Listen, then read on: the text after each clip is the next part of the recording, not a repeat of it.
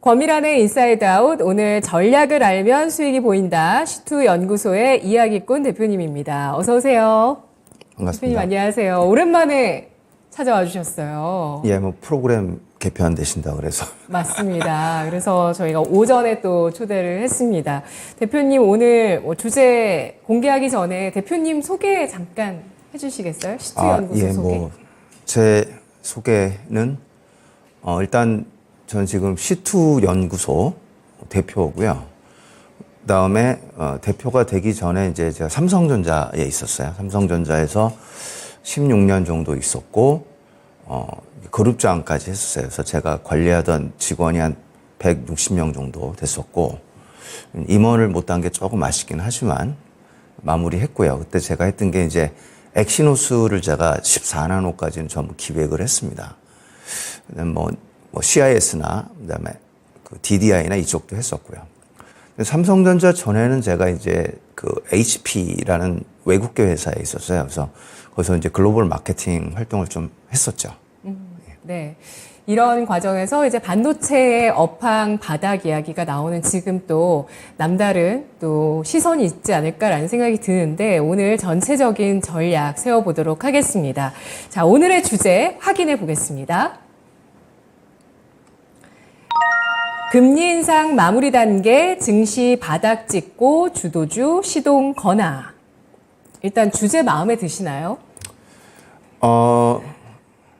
아니요, 마음에 들지 않습니다. 증시의 바닥은 이미 작년 10월에 나왔어요. 네. 지금 증시 바닥을 찍고라는 얘기가 아니고 이미 작년 10월에 나왔는데요.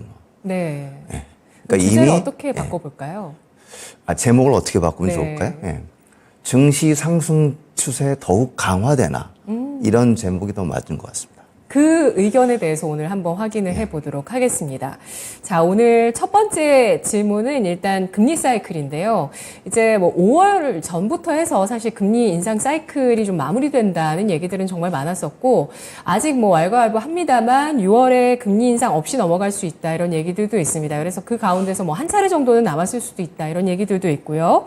자, 연준이 어쨌든 그 분명한 건 금리 인상의 사이클을 마무리하는 것인데, 긴축 환경에서도 사실 유동성을 보면 전 세계적으로 여전히 유동성이 많다. 일각에서는 글로벌 유동성이 사상 최대다. 이런 내용들이 나오고 있거든요.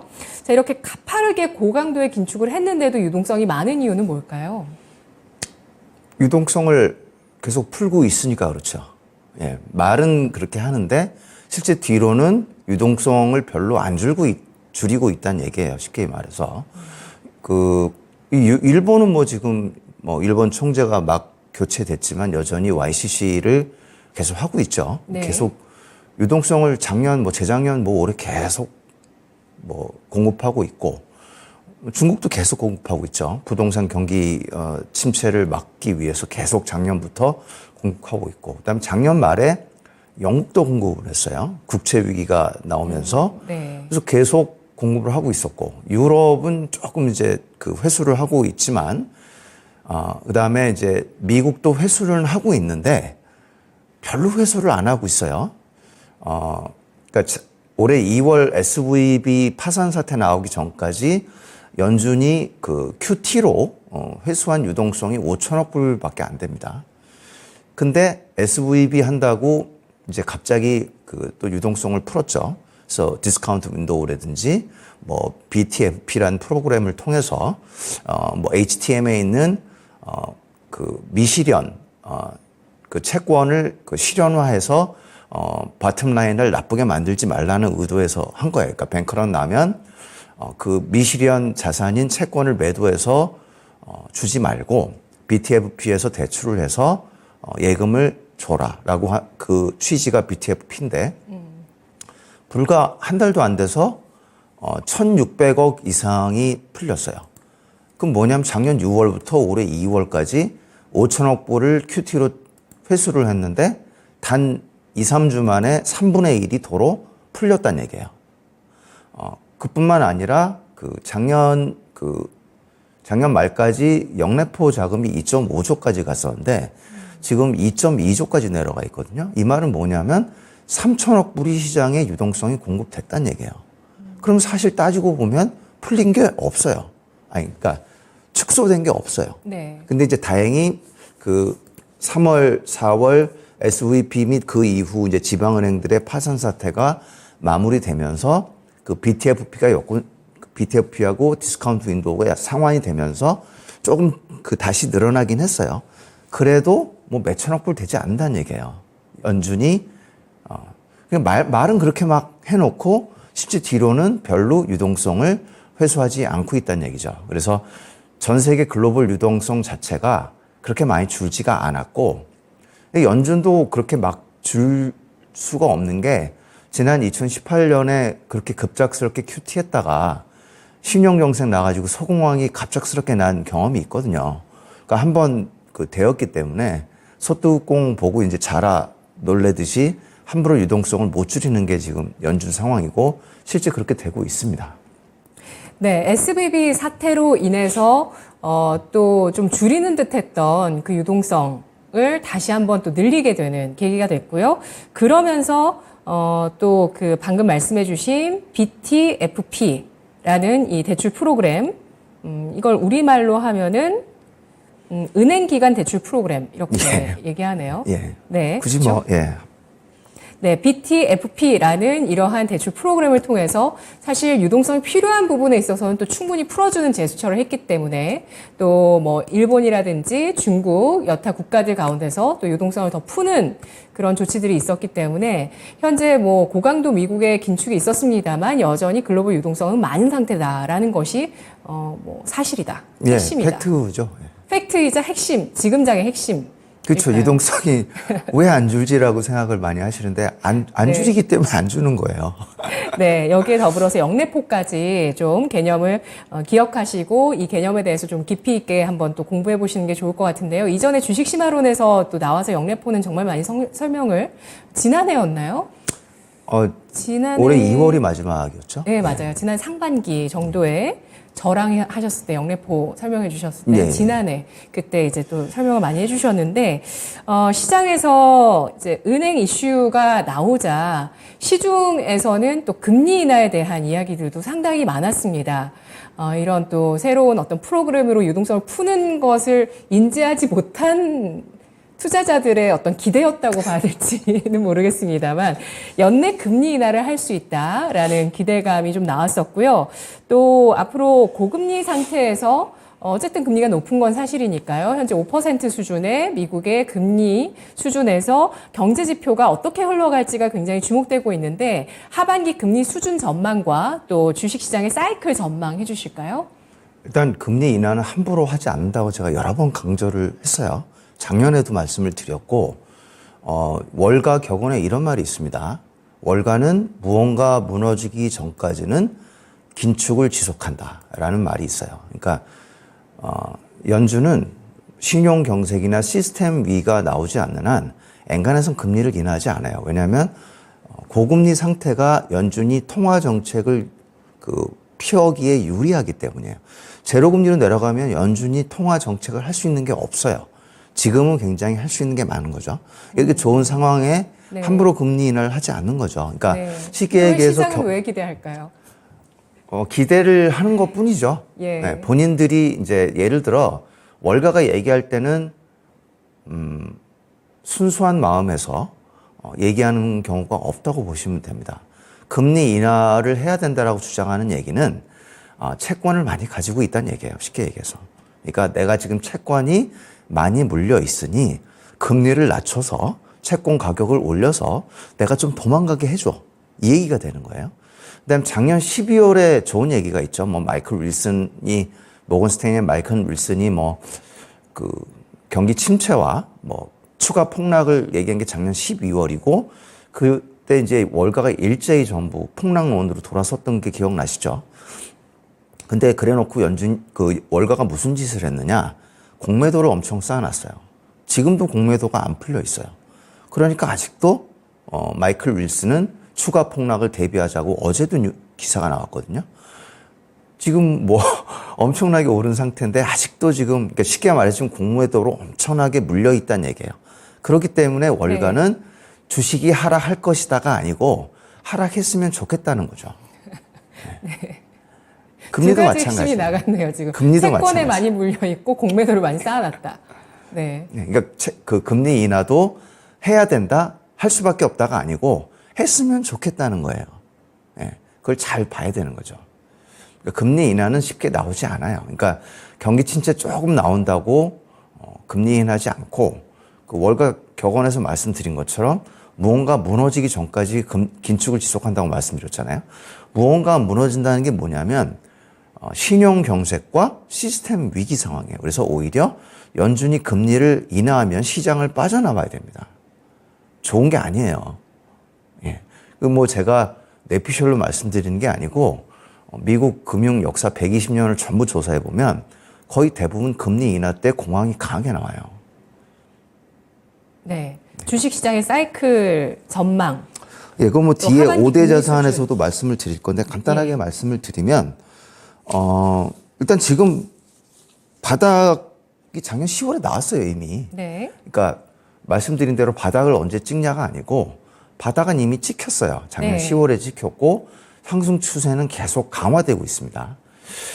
제가 올해 2월에 어떤 그 다른 매체에서 제가 상승장 이미 전환됐고 대세 상승이 될 수도 있다. 뭐 3천까지도 기대해 볼 수 있다라고 이제 올해 2월에 말씀드렸을 때 네. 악플이 90% 넘게 달렸던 기억이 있어요. 네.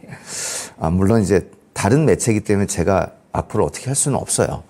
근데 이제 90% 이상의 악플이 달렸다는 얘기를 거꾸로 얘기를 하면 낙관론자, 그러니까 주식을 매도하지 않았거나 앞으로 주식을 곧 매수할 낙관론자가 10%가 안 된다는 얘기예요. 이 말은 뭐냐면 상승 추세가 10%도 진행이 안 됐다는 얘기예요. 이게 굉장히 좋은 심리 지표라는 거죠.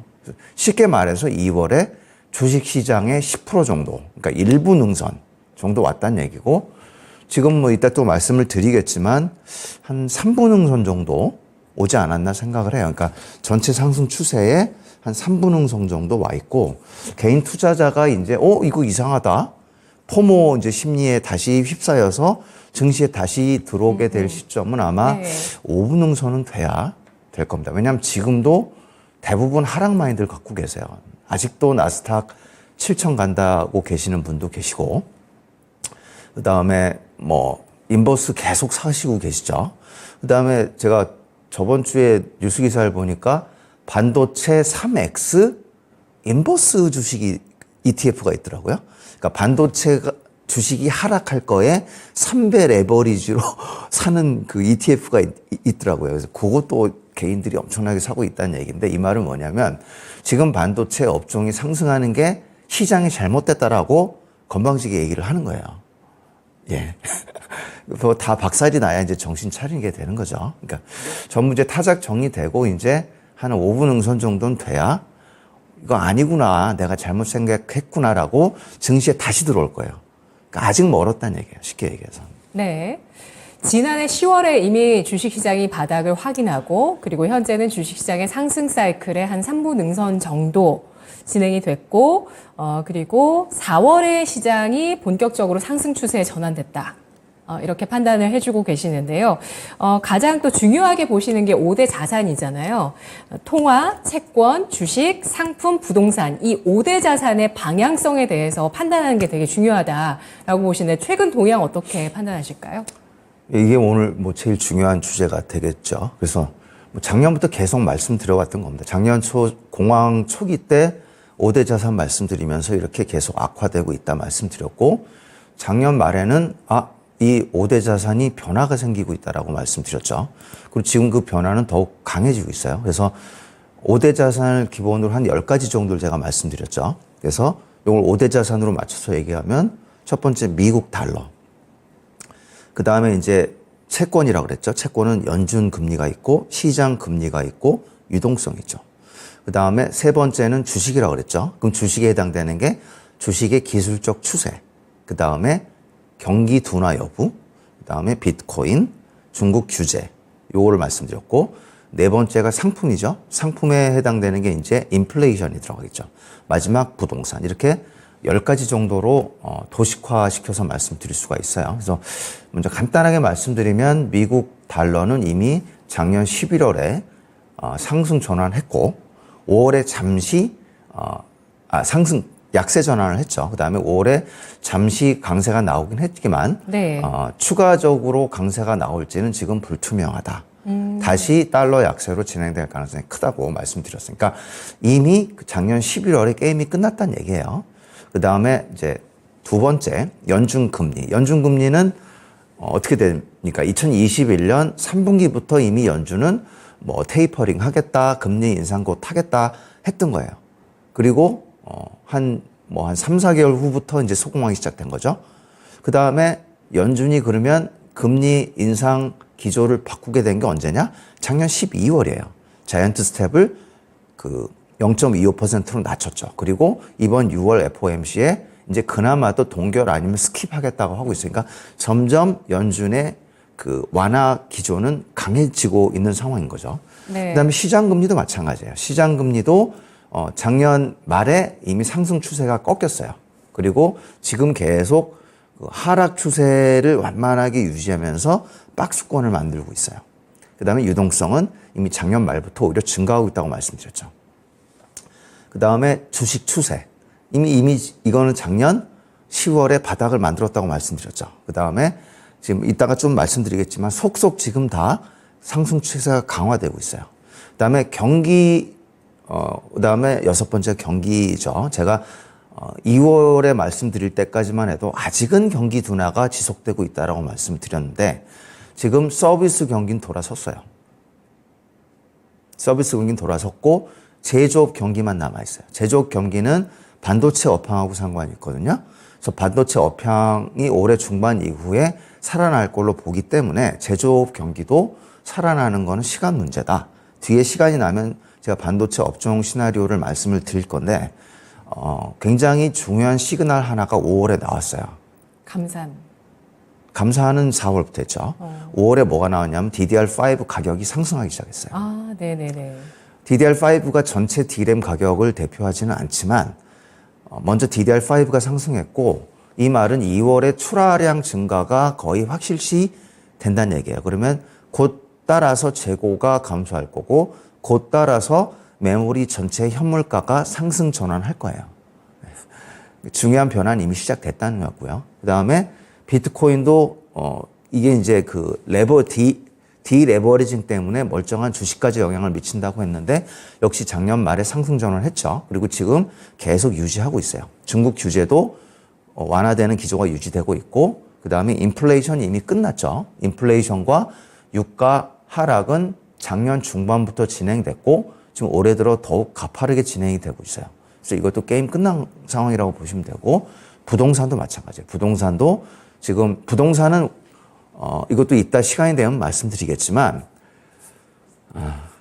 경기보다 먼저 움직이는 게 부동산이에요. 그러니까 부동산 먼저 움직이고 그러니까 부동산 정점 나오고 경기 정점 나오고 주가 정점 나오고 기업 실적 정점 나오고 이렇게 되는 거예요. 그러면 거꾸로 얘기하면 부동산 바닥이 먼저 나와요. 부동산 바닥은 이미 작년 4월에 4분기에 다 나왔어요. 상승 지속하고 있기 때문에 부동산도 지금 하락 추세를 잠시 지연을 하고 반짝 상승을 할 거예요. 이렇게 5대 자산 10가지를 말씀드렸는데 지금 작년 말 이후에 2월에 강화되고 지금 다시 봤을 때 더욱 상승장 상황이 강화되고 있는 상황이다. 그렇게 말씀드렸는데 조금 더 이제 말씀을 드리죠. 미국 달러 같은 경우에 지금 부채 한도 이벤트하고 상당히 영향이 있어요. 그러니까 부채 한도가 그러니까 일반적으로 부채 한도는 공황을 잘 일으켜요. 사실은 소공황의 주요 단골 재료 중에 하나였는데 이번에는 별로 효과가 없었죠. 왜냐하면 이미 작년에 강한 소공황이 있었기 때문에 또 오지를 않는 거예요. 그래서 그러다 보니까 올해 셀인 메이도 나오지 않았죠. 오히려 4월 초에 매도했으면 더 좋았을 거예요. 지금 4월 초 하고 5월 말 정도로 이제 초단기 조정도 다 끝났어요. 초단기 조정도 끝났고 지금 부채한도 이벤트가 마무리되자 일제히 지금 증시는 상승 추세로 돌아선 상태이기 때문에 5월에 매도를 하면 안 되겠죠. 예. 네. 그러면 5대 자산 가운데서 올해 가장 좋을 것은 뭐 부동산 같은 경우도 지금 뭐 어느 정도 기술적인 반등 수준으로 얘기를 해주셨잖아요. 그럼 5대 자산 가운데서 올해 가장 좋은 당연히 주식이죠. 것은 주식이 될 것이고 채권 매수 같은 경우는 또 채권은 어떻게 보실까요? 별로 좋지 않을 겁니다. 그러니까 일반적으로 지금은 이제 상품의 시대가 아니라고 말씀드렸잖아요. 증권의 시대라고 말씀드렸고 증권의 시대는 주식과 채권이 번갈아가면서 좋아지는 시대예요. 근데 문제는 지금이 인플레이션 초기 상태이기 때문에 인플레이션 초기 상태에서는 채권이 별로 좋지가 않습니다. 그리고 그러니까 채권 가격은 금리하고 반비례하잖아요. 근데 금리가 지금 완만하게 하락을 하고 있어요. 강하게 하락을 하면 채권 가격이 상승을 하는데 완만하게 하락을 하고 있기 때문에 주식의 상승 추세를 따라가지 못해요. 주식은 지금 아직도 하락 마인드에 있어서 벌써 지금 제목 자체가 바닥을 찍나? 뭐 이렇게 질문을 하실 정도로 말씀을 하고 계시겠지만 쭉 한번 볼까요? 지금 작년 10월에 바닥이 나왔어요. 영국이 제일 먼저 작년 말에 역사적 신고가를 기록을 했습니다. 네. 그 다음에 1분기에 프랑스가 네. 역사적 신고가를 기록을 했어요. 그리고 인도, 일본. 예, 일본은 이제 역사적 신고가는 아니지만 사실상 신고가라고 볼 네. 수가 있죠. 왜냐하면 예. 30년 동안 맛이 갔기 때문에. 네네. 그래서 일본도 지금 3만 포인트 넘으면서 니케이 지수가 그렇게 됐고 한국 코스피도 4월에 2,500을 돌파하면서 마지막 바닥권의 상단을 돌파를 했어요. 그 다음에 이번에 2,600까지 갔다가 초단기 조정 좀 나왔지만 저번 주부터 다시 2,600 또 돌파했죠. 아마 6월 내 2,700을 넘어갈 겁니다. 그 다음에 나스닥은 이미 5월 초부터 강력한 상승을 내면서 상승 추세가 재확인됐고 그 다음에 저번 주에 S&P 500도 4,200을 돌파하면서 마지막 저항선을 다 돌파한 상태예요. 아마 이번 주에 4,300을 넘을 수도 있을 겁니다. S&P 기준. 그러니까 모든 주식이 지금 중국만 안 좋아요. 중국만 안 좋고 지금 중국, 대만, 인도, 한국 다 지금 날아가고 있어요. 그러니까 상승 추세 한 30%까지 이미 와 있는 상태예요. 지금 바닥이 언제 오느냐의 문제가 아니라 상승 추세가 얼마나 빠르게 진행되느냐. 네. 이게 중요한 거고 한국 입장에서 그러니까 코스피 입장에서 중요한 거는 달러 약세가 강하게 오면 대세 상승이 올 수도 있고 달러 약세가 그다지 강하게 오지 않으면 그냥 정고점 정도까지만 오는 수준의 상승으로 그치는 것인데 어느 쪽으로 가느냐의 문제인 거지 지금 뭐 상승이 맞냐 아니냐의 문제가 아닌 거죠. 3분 정도 이제 남아 있는 상황이에요. 저희 시간 짧죠? 예. 예, 저희 지난번에 주식 심화론보다 훨씬 짧습니다. 예, 굉장히 짧네요. 그렇죠. 주도주 이야기를 하면서 전략을 좀 정리를 해봐야 될 것 같은데요. 그러면 이미 시장이 강세장에 전환이 되어 있고 4월에 말씀하셨던 강세장 전환 때는 배터리가 막 정말 엄청난 랠리를 펼쳤고요.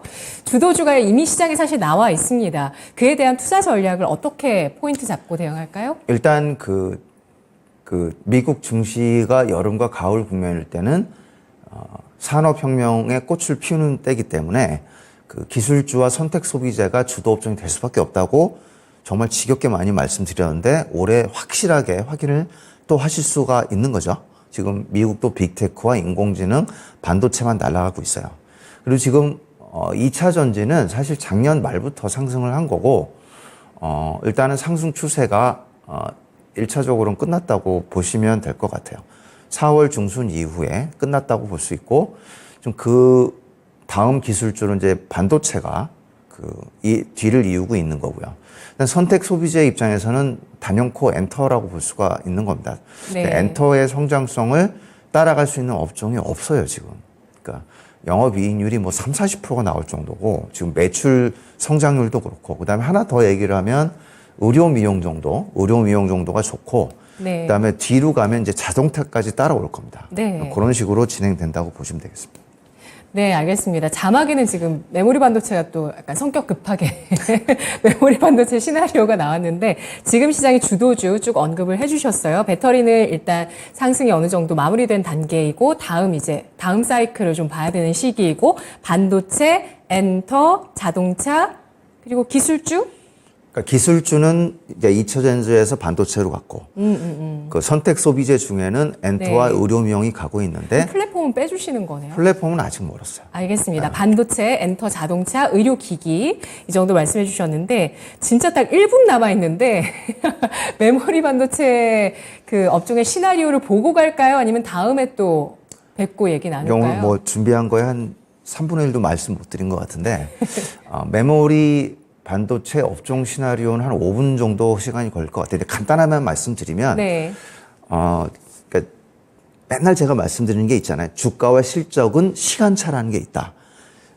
시간차가 너무 나다 보면 실적과 주가가 반대로 움직이는 것처럼 보일 수가 있다라고 말씀드렸고 지금 삼성전자가 그걸 보여주고 있어요. 그래서 그걸 간단하게 말씀드리면 실적이 최악인 자리에서 주가의 바닥이 나오고 상승 전환이 미리 돼요. 그 다음에 저 나온 것처럼 출하량이 증가하고 재고가 감소하고 가격이 상승해요. 근데 이 과정이 나오기도 전에 주가는 먼저 상승한다는 거. 요거를 이해를 하시면 지금 반도체 상승이 이해가 되실 텐데 아마 대부분 이해를 못 하실 겁니다. 자, 지금 시장을 어떻게 봐야 할 것인가 그 핵심 지표와 변화의 시점들을 오늘 탁탁 짚어주셔서 더 이해가 잘 됐고요. 다음 시간에 또 전략을 알면 수익이 보인다. 또 대표님 모시도록 할게요. 네, 고맙습니다.